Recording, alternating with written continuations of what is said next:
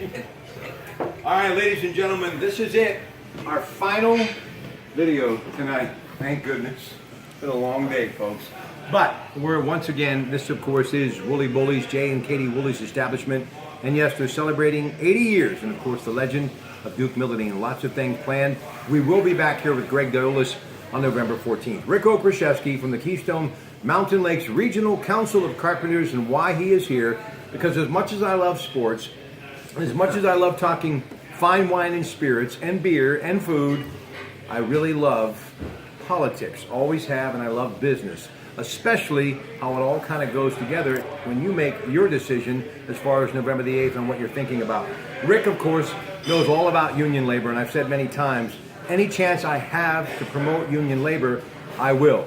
And that's why I have been a fan of Hillary Clinton's for a very long time, because of what she did and what her husband did during his time as presidency. Joe Biden, the great vice president, Barack Obama, whatever you think, they have done a lot for union labor, which is the backbone of America, in my opinion. A lot of things happened this week in business, and I've been all over it. Consol Energy, who you know well, they have decided to split from Noble Energy, and they're really putting a big push into Marcellus Shale. They're going to get like 306,000 acres in Pennsylvania, and some wells in West Virginia that right now have been shut down but are ready, if need be, to be opened again. And then GE, General Electric, Hughes Baker, a company that makes billions every year, they are going to make an acquisition, have GE executives run it. It'll give them a footprint in the oil and gas industry. So what that means is simple. A lot of folks are thinking oil and natural gas. And when I think of the petrochemical plant, the first thing I think of, thank you to Shell, meaning the great company, but also thousands of jobs. And many of them, I'm sure, will be buying food and stopping here after a long night at work or a long day at a place that is Wooly Bully's and all of the other eateries and establishments and hardware stores, and buying clothes. And more importantly, buying a cup of coffee or a hot dog right here in our community. And that's why I love what you do. So talk about going into the election and why it's so crucial, in your opinion, for people to be thinking about Hillary Clinton. Well, you and I have talked about this multiple times, and we have to make the right selection of our voted candidate, of our voted officials, right, that aren't going to make policy changes that are going to affect the opportunities for people to negotiate a fair wage, or to be able to carry on their pensions, or to be able to pay into their health care programs. And there's a lot of things that happen in politics that a lot of people don't realize. If our state would turn into a right-to-work state, for instance, every state that has ever turned into a right-to-work state, they've lost employment opportunity, and they've also lost wage. So we can't have that happen, because our pensions and our medical plans are based upon our wage. If our wage starts rolling backwards, so will the contributions to those things. So we can't have an elected official that's going to hurt those conditions. So it's so important that we do the right thing.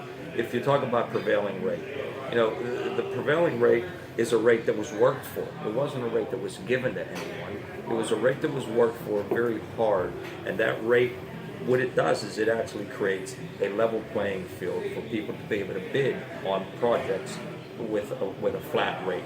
If you don't do that, you have people bidding all over the place on these projects, and then you have people that are undercut and their wages are undercut, and then it hurts the standard of living for people. For the longest time, I always said to the highest bidder, the best bidder.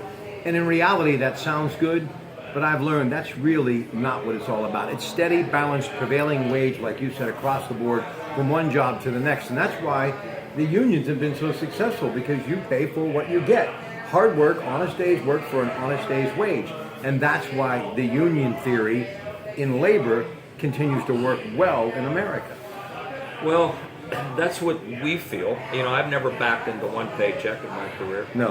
I've walked out and been proud to grab the paycheck for the work that I've done. We in construction, one of the things that's different that a lot of people don't realize is we don't get any paid vacations. That doesn't happen. We don't acquire PTO time, and we don't get any sick time or any of that kind of stuff. We get paid for the hours we work. If we don't work, we don't get paid. It's that simple. And that's all we really have, is a reasonable wage with reasonable benefits. And those are not making us rich. I'm going to be retiring in a couple years here, and I'm not going to retire as a rich person. I'm going to retire making less money. But than I've here's ever what you made in do life. have, and we made a remark about it earlier about this beautiful Sure. establishment and what people can do. Mitch Carver, my good friend, is a contractor, and he's the one that did this, his construction Very company. nice job. But you'll be able to work for a very long time with the gift that you have, being a carpenter that was passed down from Vern, your dad, right? I think you're a little too kind to me, Rob. You know, I don't know if you're noticing some of the things and lumps that are sticking out of me in different areas that didn't do that before. But I can work, but it's at a much slower pace. I could never go out there and compete with these young kids today and keep a job. But one thing that I think with your apprentice program and what you teach at this amazing establishment, right along 376, at least go take a tour. And if you have a student right now in high school who's wondering what they're going to do, but they're good with their hands, please consider what they do at the Keystone Mountain Lakes Regional Council of Carpenters.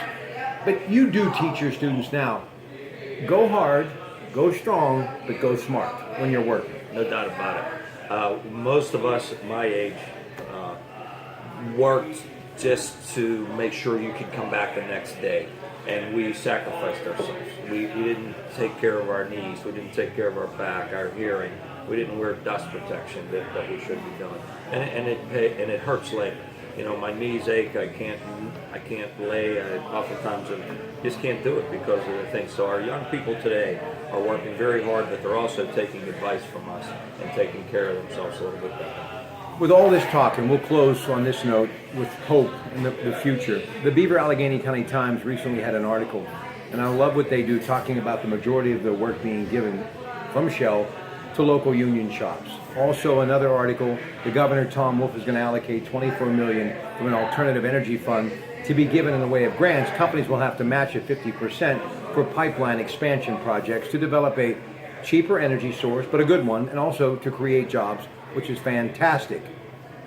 And also, the thing that I think people need to understand, this could be possibly the tip of the iceberg. Ted Arnaud talking last night on our newsline, there could be additional cracker plants. That article that I was going to get to originally, 6 cracker plants they're talking about, although some people think that that's not possible. Even if you would get half of that on top of what we have, which is $2 billion, you're looking at billions of dollars more coming into our region. So for the labor that is going to be coming out of the Carpenters Union School, and really iron workers, steam fitters, the years over, say, the next 20 could be very productive. Very much so.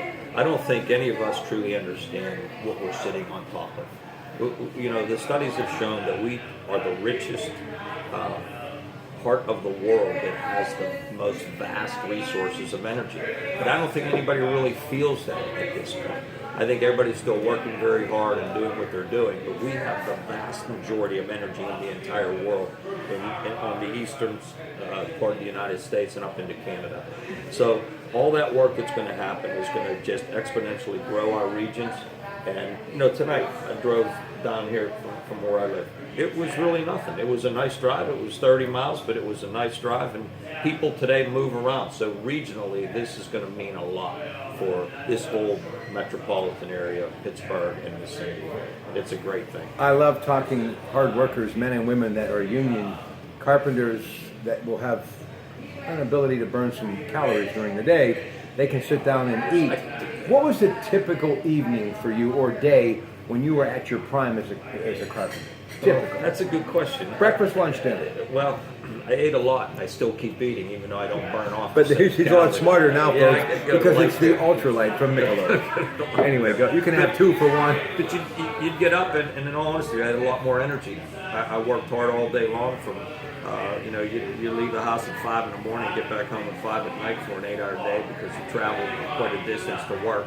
And then you do other things at night. You'd work. You know, I remodeled my house and rebuilt my house and fixed my sister's house and did little side jobs here and there. But I could work almost around the clock. Today, when I go home, after not working so hard, I collapse on the couch at 5 o'clock and wake up at 3 or 4 and look for a few more hours of sleep. And go at it again. But in closing, I don't think you could say enough good things about what your union has done for you. And that's why you drove here tonight after a long day, because I wanted to give you an opportunity. And I've done a lot of stuff about this election on the radio and, of course, with these video blogs. And you can find them under your Pratte Pack on YouTube and, of course, on my Facebook page. And I'm really excited about Tuesday because of CBS Radio Network covering the election. After I get done with Zachariah Brown, our wonderful, wonderful Pittsburgh Works program, Christine Brown Murphy, her husband Pete happens to be a New Brighton native. He is now a principal in Gateway, their high school there, and they live in Peters Township. I'm going to leave and hopefully end up in Moon Township with the School of Communications professor Anthony Moretti, talking to his students who are going to be covering this election. So we're going to have a great way to see some of these young people and get their thoughts, because really everything that we're talking about, it's about them and the generations to come. Oh, absolutely. This election is going to be pivotal for how the future is going to pan out for the average labor person. You have to remember that when the Carpenters Union represents the people that are in the union, they're also representing for the unrepresented people. Because if things go well for the people that are represented, typically people that aren't able to get access to the union, and a lot of people don't understand, it's not that it's a good old boys club. We just don't have all the work. If you had all the work and you could put the people in there, you would. You'd get more people and you'd keep going. But typically if the union gets a little bit of a raise, then typically every other craft worker gets a raise. So it's a good thing for the future. We want people to have money and spend money in places that we're at tonight, and go out and buy things and support their families, and God bless them all to do a good job and support us in our future. Speaking of money, Katie will now see a menu. All right, ladies and gentlemen, that will do it for tonight. And I want to thank everyone for making a wonderful stay here. But Naomi and Jim Equals, I could not do any of this without them. And of course, Rico Kraszewski and Bernie Vukovic, who joined us talking a little boxing tonight. We'll talk to you tomorrow from CBS Radio World Headquarters in Greentree. And as always, you got to wake up from the Pratt Pack Gym, right? So have a good night, everybody. Cheers.